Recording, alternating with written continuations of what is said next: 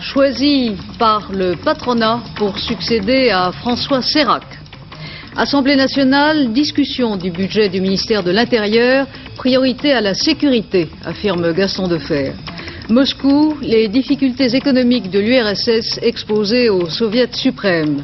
Football, avant le match France-Hollande demain soir, les mercenaires de l'équipe hollandaise. Madame, monsieur, bonsoir. Les mœurs évoluent, les progrès scientifiques s'accélèrent et pourtant en France, la contraception reste un combat.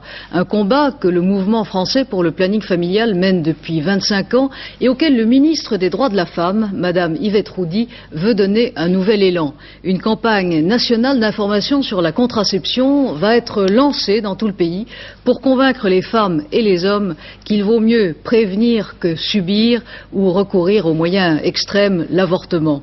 24 ministères sont mobilisés et dans l'arsenal des moyens utilisés, une innovation.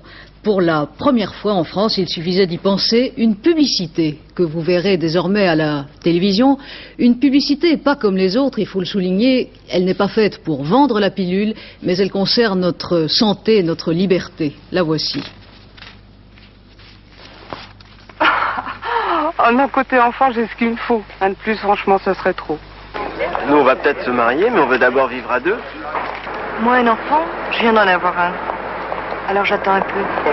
Nous, on veut en savoir plus. Moi, je l'ai attendu quand je l'ai voulu. C'est bien. Aujourd'hui, chaque femme doit pouvoir choisir. Et 1000 centres d'information sur la contraception existent. Vous trouverez leurs adresses dans les mairies, les bureaux de poste et partout où vous verrez ce signe. 2 chiffres illustrent l'ampleur du chemin qui reste à parcourir. 1/3 des femmes en âge d'avoir des enfants, 1/3 seulement, utilisent des moyens modernes de contraception et 43% parmi les femmes mariées. Car les mœurs peuvent changer, surtout chez les très jeunes. Les réticences psychologiques, le manque d'information, parfois les difficultés d'accès sont autant de facteurs de blocage. Notre dossier du jour, Françoise Kramer. Cela n'a pas diminué depuis 10 ans. Il y a en France 250 000 avortements par an et 1 sur 3 concerne une adolescente mal informée. Comme cette petite Anaïs de 20 ans, venue chez le gynécologue pour une IVG le jour où nous l'avons rencontrée, parce qu'elle refusait par principe la contraception. Moralement, cette idée me butait. Et d'autre part, le seul moyen de contraception que je connaissais, c'était la pilule. Et je reste très sceptique à propos de ce moyen contraceptif. Moralement, ça vous embêtait pourquoi? Sur le côté poétique? Poétique, non, mais oui. Enfin, la façon de... Je n'ai pas vraiment réfléchi. J'ai une idée très abstraite de l'amour.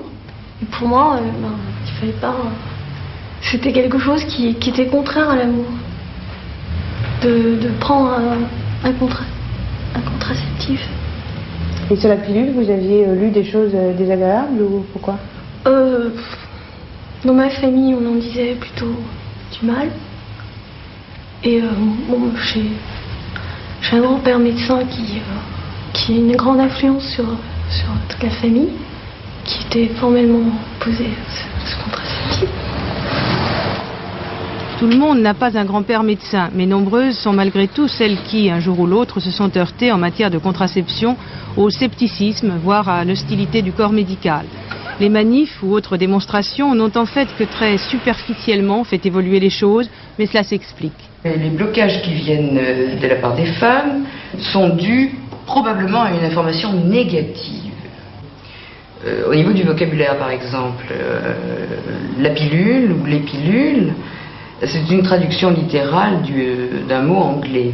En fait, en français, ça ne donne pas tout à fait la même chose. Je veux dire, la pilule passe mal, on a du mal à avaler la pilule. Ça fait partie du langage courant, on l'entend tous les jours. Donc ça a quand même un point d'impact. Le deuxième grand moyen de contraception moderne, c'est le stérilet. Quand vous dites stérilet, il y a le mot stérile. Donc ça fait appel, d'une façon très très négative, à la fonction de procréation de la femme, qui est son pouvoir d'avoir des enfants. Bon. Alors là, on retrouve effectivement une résistance importante. Bon, et il y a toute cette information qui ne sont pas des rumeurs, qui sont des choses écrites ou des choses que l'on entend à la télévision ou dans tous les journaux, on peut le lire. La pilule donne le cancer, la pilule fait pousser les poils, la pilule fait tomber les cheveux, la pilule fait grossir, la pilule fait maigrir, la pilule donne des boutons, enfin, la pilule donne des varices, la pilule donne énormément de choses. Mais ce que la pilule ne donne pas, ça on n'en parle jamais. C'est-à-dire cette possibilité qu'a la femme maintenant de ne pas avoir d'enfant quand elle ne le souhaite pas. Mais il y a autre chose maintenant. Alors que la loi Neuwirth vient d'avoir 14 ans, 2 fois l'âge de raison, on constate un certain ras-le-bol, une certaine lassitude, y compris chez les pionnières de la pilule. On assiste de plus en plus à une demande de stérilet, en particulier par les femmes qui ont pris la pilule un minimum de 5 à 8 ans et qui désirent changer de contraception. C'est très très net depuis 2 ou 3 ans. Est-ce que les femmes, enfin vos clientes, s'intéressent à la contraception masculine?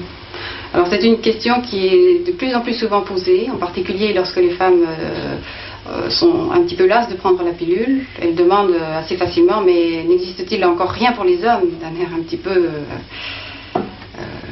insatisfait, hein? Et elle rajoute souvent, parce que mon mari, lui, prendrait bien quelque chose si ça existait. Jamais. Pourquoi? Je ne vais pas. Pourquoi? Parce que l'homme doit rester homme toute la vie. Oui, bien sûr, ça pourrait être intéressant. Il n'y a pas de raison que ce soit toujours la femme qui assure la contraception. Puisqu'il faut que les hommes soient libres, indépendants vis-à-vis des femmes, comme les femmes veulent l'être vis-à-vis des hommes. Certes, la relation homme-femme est au centre du problème, mais sûr que si les femmes arrivaient déjà à être libres par rapport à elles-mêmes, la moitié de la question serait résolue et la campagne d'Yvette Roudy sans objet. L'homme du jour est un patron qui a réussi. Yvon Gattaz a été désigné aujourd'hui par le Conseil national du patronat français pour succéder à François Sérac. L'instance dirigeante du CNPF a donc préféré Yvon Gattaz, le champion de l'entreprise à taille humaine, à l'homme d'appareil, Yvon Chotard, qui était l'autre prétendant et qui reste le numéro 2 du CNPF à la tête de la commission sociale. Continuité à la tête du CNPF a tenu à souligner Yvon Gattaz, qui entrera officiellement en fonction le 1er janvier prochain. Le portrait du nouveau patron des patrons, Martine Gilson.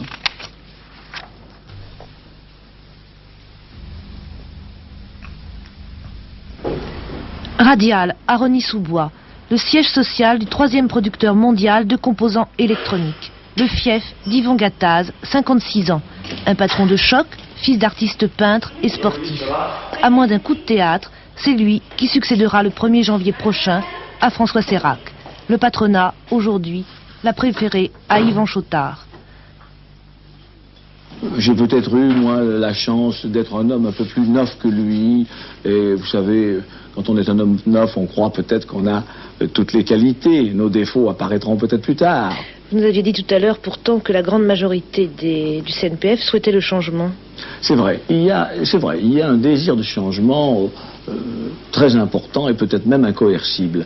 Mais ce changement doit se faire, je dois dire, de façon modérée. C'est une évolution et non pas une révolution, n'est-ce pas? Et ça doit être plutôt une auto-réforme que feront les membres même du CNPF, plutôt que de quelqu'un qui viendrait de l'extérieur pour abattre les murs du temple et reconstruire quelque chose à la place. Oui. Le futur patron des patrons veut changer le CNPF, mais ne veut pas dire comment. En tout cas, il se dit prêt à l'ouverture avec le gouvernement. Nous voulons être une force de dialogue et une force de proposition, mais pas spécialement une force d'opposition. Nous ne voulons pas faire d'opposition idéologique, en tout cas. Nous sommes formels. Nous n'avons pas à faire de politique. Nous voulons faire de l'économie et du social. Nous voulons maintenir nos entreprises, je le disais, en survie et créer des emplois. Voilà le but de nos entreprises. Et bien entendu, réaliser des profits, pouvoir faire de l'autofinancement, enfin, développer nos affaires dans cette compétition internationale. Toujours si vous êtes élu, est-ce que vous rencontrerez François Mitterrand ? Je ne peux pas vous répondre, il faudrait lui poser la question à lui. Peut-être me convoquera-t-il, et je peux dire simplement que s'il me convoque, j'irai. En même temps que la désignation de M. Gattaz, une autre organisation patronale, la Confédération générale des petites et moyennes entreprises, s'est réunie à Paris. Son président, René Bernasconi, n'a pas mâché ses mots. Les petits patrons sont inquiets, ils le disent et ils agissent en conséquence. Christian Marimonneau. Grogne, colère, mauvaise humeur, c'est l'état d'esprit des 300 chefs d'entreprise de PME réunis aujourd'hui à Paris. Selon un sondage réalisé par l'Institut CIDES, 56% des patrons de PME interrogés n'envisagent pas d'investir contre 31%. Concernant la création d'emplois, 10% sont d'accord contre 83% qui s'y refusent dans les 6 prochains mois. Pour la liberté des prix, pas de surprise, 71% d'accord contre 9%. Enfin, à la question « Avez-vous utilisé l'aide aux entreprises proposée par le gouvernement ?», 10% y ont fait appel contre 62% seulement. Ce que nous souhaitons, c'est que le gouvernement commence à comprendre ce qu'il faut pour que l'entreprise se réoxygène et puisse, à partir du moment où elle redémarrera, accroître l'emploi. Mais ce n'est pas en voulant continuer d'opprimer l'entreprise qu'on trouvera un meilleur emploi. En somme, pour reprendre votre expression, vous estimez que le gouvernement en place asphyxie les petites entreprises? Je vais même beaucoup plus loin. J'arrive à me demander s'ils ont la notion de ce qu'est une entreprise. Alors hier, vous parliez d'humeur des patrons et aujourd'hui, vous pratiquez un peu la politique de la main tendue dans votre conclusion. Mais nous tendons la main. Mais attention, vous l'avez entendu à l'Assemblée, cette main est pleine de colère et ne veut plus rien entendre s'il n'y a pas d'effet nouveau. On peut imaginer les patrons dans la rue? Ça n'amènerait rien dans la rue.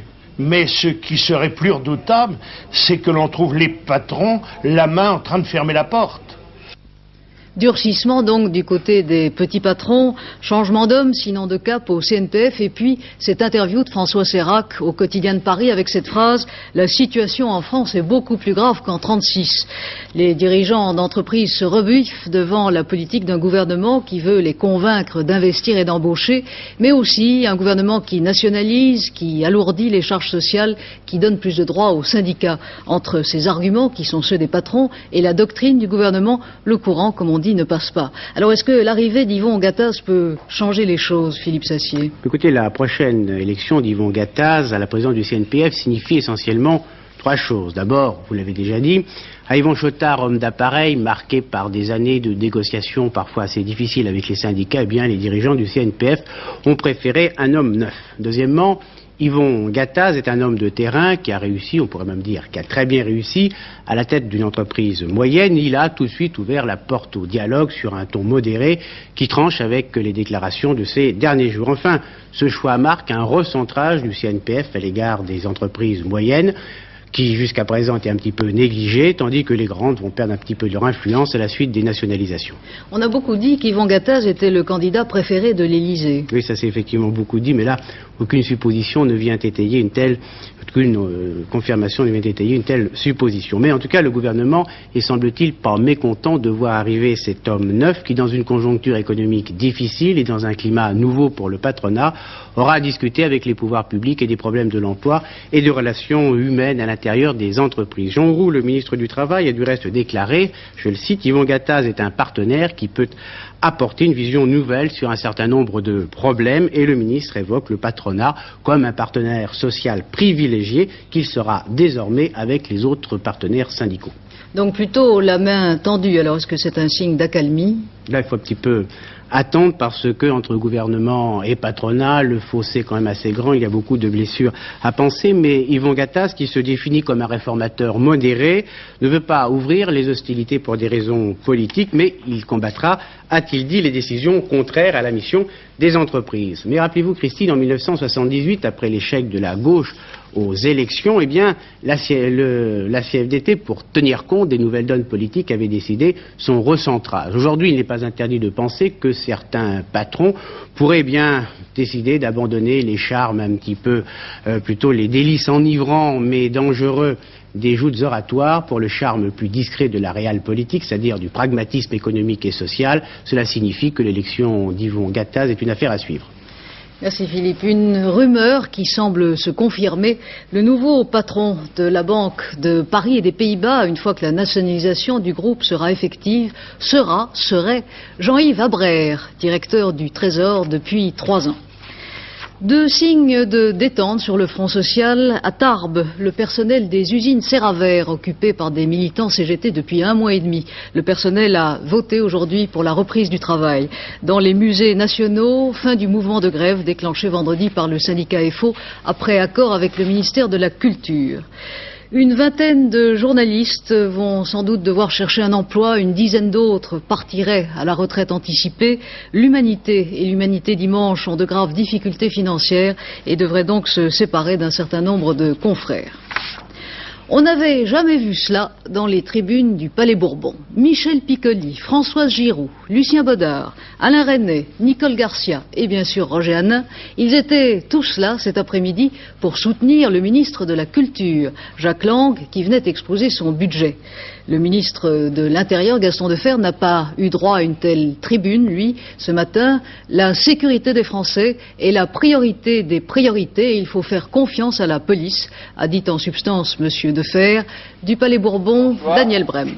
A été d'abord celui de la sécurité, qui a été pour moi la priorité des priorités. En même temps qu'au nom du gouvernement, j'engageais une politique de décentralisation. Et c'est ce choix de la sécurité qui explique que, comme l'ont très bien souligné les rapporteurs, le gouvernement, à ma demande, ait inscrit dans le budget les crédits nécessaires au recrutement de 7000 policiers supplémentaires, 1000 dans le premier collectif, 6000 dans le budget, plus tout le matériel dont on a parlé, sur lequel je ne reviendrai pas, indispensable pour que la police puisse remplir pleinement son rôle. Eh bien, malgré cela, malgré tout ce qui a été fait dans ce domaine, malgré tout ce qui a été préparé pour la formation de base, pour la formation continue, malgré l'excellent travail accompli déjà par la commission Bélorger, malgré tout cela, je suis à cette tribune et j'ai assez de modestie pour dire que je considère que ce n'est qu'un commencement et qu'il y a encore beaucoup à faire. Le ministre de l'Intérieur a aussi lancé ce matin de l'Assemblée nationale un appel à la communauté arménienne française. Il faut que tous les Arméniens comprennent que la solution de leurs problèmes n'est pas dans le terrorisme, a dit M. Defferre. De son côté, le Quai d'Orsay répète ce soir que le gouvernement ne cédera pas au chantage après le nouvel attentat revendiqué par le groupe Orly et qui a fait hier 2 blessés légers à la gare de l'Est à Paris. Georgiou Dimitriou, ce responsable de l'armée secrète arménienne dont le groupe Orly réclame la libération, Georgiou a été entendu cet après-midi par 2 juges d'instruction au sujet de la prise d'otage du consulat de Turquie et aussi au sujet de l'attentat de la rue Copernic. Un avion d'Air France va sauter, c'est ce qu'a affirmé aujourd'hui à Beyrouth un responsable de l'Assala, l'armée secrète arménienne pour la libération de l'Arménie. À Orly, le dispositif de sécurité est maintenu. Le problème de l'alimentation, au niveau aussi bien économique que politique, est le problème central du prochain plan quinquennal. Ce sont les termes mêmes employés par Léonid Brejnev hier devant le comité central du Parti communiste soviétique et c'est le constat qui domine la session du Soviet suprême qui s'est ouverte ce matin à Moscou. Un constat douloureux, l'économie soviétique va mal, surtout l'agriculture. C'est la question du jour, Georges Bortoli. Oui, ce n'est pas le premier constat de ce genre. On peut dire que M. Brejnev lance de semblables avertissements année après année, mais cette fois-ci c'est peut-être l'avertissement le plus grave. Il faut dire que les difficultés de ravitaillement en URSS font partie de la vie quotidienne et à en croire l'homme et la femme de la rue, ces difficultés ne feraient même que s'accroître et le programme alimentaire voté au début de l'année par le congrès du parti n'a visiblement pas encore rempli le panier des consommatrices. Bon, ça a pesé donc sur les délibérations du Soviet suprême de ce jour, qui a été un peu morose et qui a dû réduire les prévisions d'investissement déjà modestes décidées en début d'année par le congrès du parti. Il faut dire aussi que la récolte de céréales, qui devait être, selon les prévisions du plan, de 236 millions de tonnes, ne dépasse pas, semble-t-il, et malgré ces images relativement flatteuses, 180 millions de tonnes, c'est-à-dire un bon quart, presque un quart plutôt en moins. Alors, on voit bien quels sont les maux qui accablent donc l'économie soviétique, mais on voit mal quels sont les remèdes. Oui, les remèdes ne sont pas très apparents dans ce qu'a dit M. Brejnev. Si vous voulez, M. Brejnev, théoriquement, a deux possibilités. Il pourrait, bien sûr, réduire les dépenses militaires et injecter ainsi un peu de crédit dans l'économie civile, mais ça, les militaires ne le permettraient pas, surtout pas dans la conjoncture internationale actuelle. Et puis, il pourrait aussi, théoriquement, et tout en gardant le dogme de la propriété collective des moyens de production, donner, disons, un petit peu plus d'air à l'initiative individuelle, mais le courant de pensée qui domine actuellement au bureau politique n'y est pas favorable. Donc, je pense qu'on va en rester aux moyens classiques, c'est-à-dire une économie toujours très dirigée, très centralisée, très planifiée, en essayant, si possible, de lutter un peu mieux contre les maux habituels, c'est-à-dire contre le gâchis, contre le bureaucratisme, contre la corruption, etc. Alors, autre signal d'alarme tiré par le Kremlin, il va falloir économiser les matières premières et l'énergie. Oui, les appels aux économies d'énergie se font de plus en plus fréquents et de plus en plus pressants à l'égard des soviétiques et aussi à l'égard des citoyens des démocraties populaires qui dépendent dans une large mesure des fournitures de pétrole soviétique. Ça veut dire que le pétrole soviétique n'est pas inépuisable, ça on le savait, mais il faut dire quand même que l'URSS produit suffisamment d'énergie pour en exporter en Occident et ainsi équilibrer son commerce extérieur, et c'est le cas de ce fameux gaz soviétique que nous allons probablement acheter, nous, Français, comme les Allemands, comme les Italiens, aux Soviétiques. Et si les pourparlers actuellement en cours entre Paris et Moscou aboutissent, eh bien, d'ici la fin des années 80, le tiers environ du gaz consommé par nous, Français, sera du gaz soviétique. En tout cas, certains pays socialistes vont recevoir moins de pétrole soviétique et leur situation économique risque d'être affectée aussi par la dégradation de la situation économique de l'URSS. En Roumanie, la situation s'aggrave depuis l'introduction des tickets de rationnement il y a un mois. Des troubles auraient même éclaté, selon la Ligue pour la défense des droits de l'homme en Roumanie. En Pologne, les pourparlers ont commencé cet après-midi entre le gouvernement et le syndicat Solidarité pour tenter de régler le lourd contentieux qui les sépare. Le Conseil des ministres polonais a par ailleurs décidé de mettre sur pied un conseil social consultatif qui pourrait en fait servir à gêner l'action de Solidarité. En Irlande du Nord, la colère gronde et un ministre britannique en a fait les frais. James Pryor, le secrétaire d'État à l'Irlande du Nord, était venu assister ce matin aux obsèques de Robert Bradford, ce député protestant assassiné samedi par l'IRA. Bruno Albin. Belfast. Jamais depuis près de 7 ans, la colère des protestants d'Ulster ne s'était manifestée avec autant de violence. La voiture du secrétaire d'État à l'Irlande du Nord est à peine arrivée à l'église où vont être célébrées les obsèques que des centaines de loyalistes insultent le représentant du gouvernement et le traitent d'assassin. Violence à l'extérieur où James Pryor est protégé par les policiers, mais la réprobation populaire va se manifester à l'intérieur même de l'église.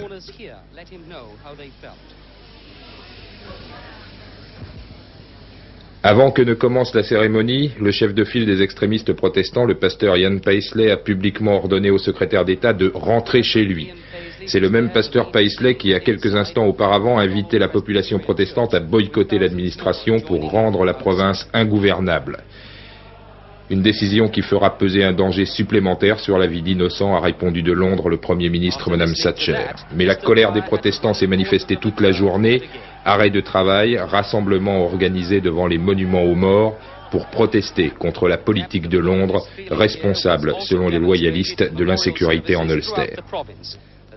L'archevêque de Paris, au secours des disparus d'Argentine, Monseigneur Lustiger, célébrera samedi prochain à Notre-Dame de Paris une messe à l'intention des mères de la place de Mai, ces femmes qui inlassablement manifestent pour que l'indifférence et l'oubli n'ensevelissent pas leurs enfants, leurs familles, victimes du régime argentin. Monseigneur Lustiger a été reçu aujourd'hui pendant 1 heure par le président de la République. Une conversation approfondie, a déclaré l'archevêque, qui considère qu'il n'y a pas de raison d'être inquiet de la situation de l'école privée. Nous ne sommes pas en situation de crise, a-t-il précisé. Réunion en ce moment à Paris de la conférence sur la pollution du Rhin. Le fleuve est de plus en plus pollué, la France est sur la sellette puisqu'elle n'a pas ratifié la convention internationale qui cherche à remédier à la situation. Un compromis vient d'être trouvé. Michel Crépeau, le ministre de l'Environnement, a proposé l'injection limitée du sel des mines de potasse d'Alsace dans le sous-sol et la création d'une saline nationale de 300 à 500 000 tonnes. En ce moment, à Marseille, les cerveaux sont en ébullition. En tout cas, ceux qui, dans toute la région, se consacrent à la recherche et à la technologie. Marseille est en effet, avant la région parisienne, qui concentre à elle seule 57% des chercheurs français. Vous le voyez sur cette carte. Marseille est la capitale des dernières assises régionales convoquées dans toute la France à l'initiative du ministre de la Recherche, Jean-Pierre Chevènement. L'objectif, préparer, en procédant à la plus large consultation possible, la politique de recherche pour les années à venir. Près de 100 000 personnes, des chercheurs, des fonctionnaires, des industriels, des syndicalistes ont déjà participé à ces exercices. Jacques Violet l'a constaté à Montpellier. Ces moutons paisibles dans la garrigue au nord de Montpellier sont du matériel scientifique. Le berger, un chercheur de l'INRA. Améliorer les rendements dans l'élevage et lutter contre les incendies, voilà une expérience scientifique.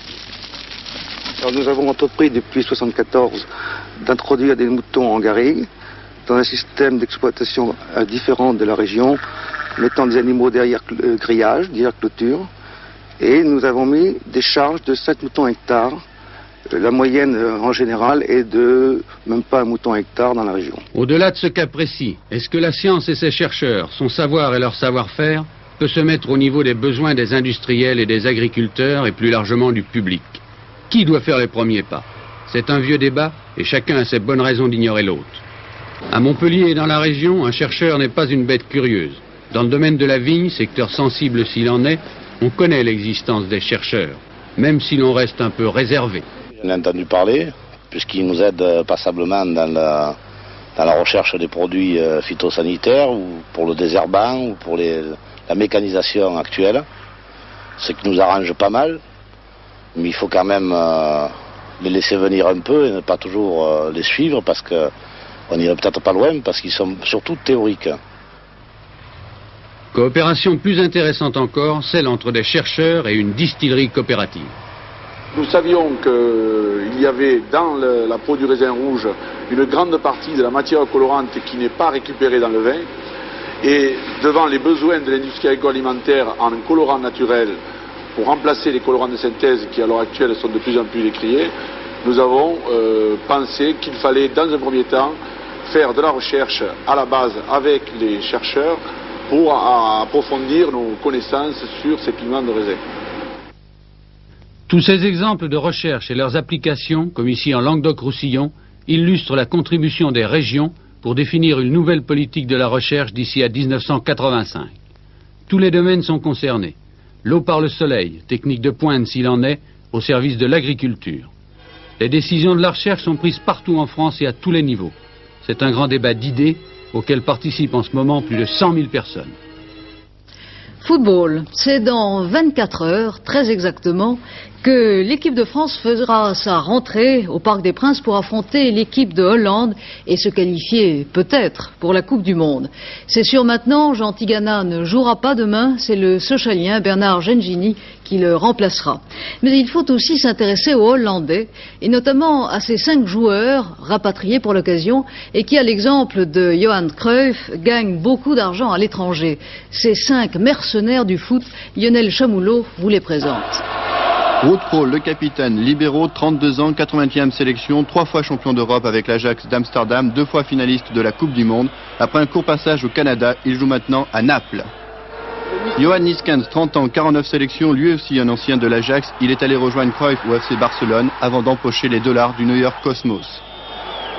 Johnny Rep, 30 ans, 42 sélections, double finaliste de la Coupe du Monde. Il a quitté l'Ajax pour Valence, puis Bastia. Maintenant, il joue pour les Verts de Saint-Étienne.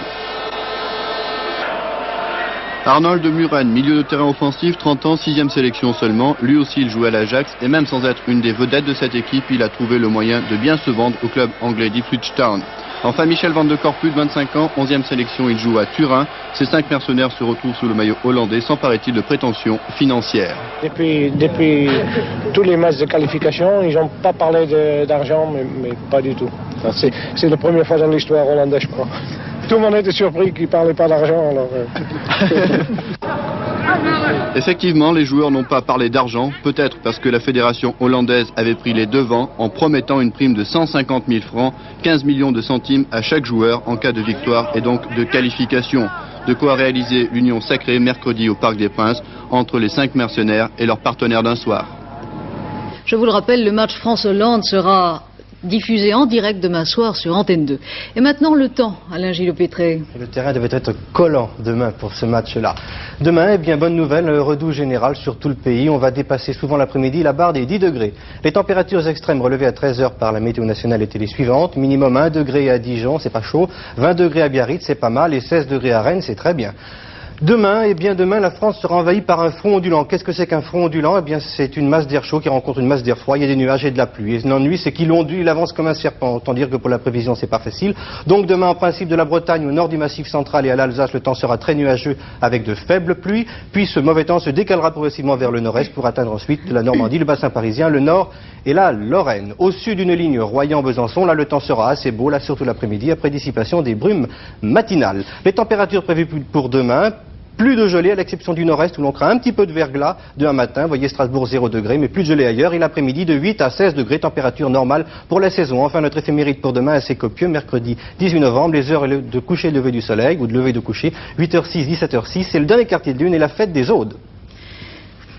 Ne manquez pas ce soir sur Antenne 2 les dossiers de l'écran sur un thème qui est tout à fait dans l'actualité, le terrorisme. Ensuite, à 23h30, Jacques Merlino vous présentera le dernier journal. Demain, Bernard Langlois recevra l'écrivain Elie Wiesel. Merci d'avoir suivi cette édition. Je vous en rappelle les titres. Yvon Gattaz, nouveau patron du CNPF. Priorité à la sécurité, affirme Gaston Defferre en présentant son budget à l'Assemblée nationale. Les difficultés économiques de l'URSS exposées au Soviet suprême. Bonne soirée sur Antenne 2. Je vous retrouve demain à 20h.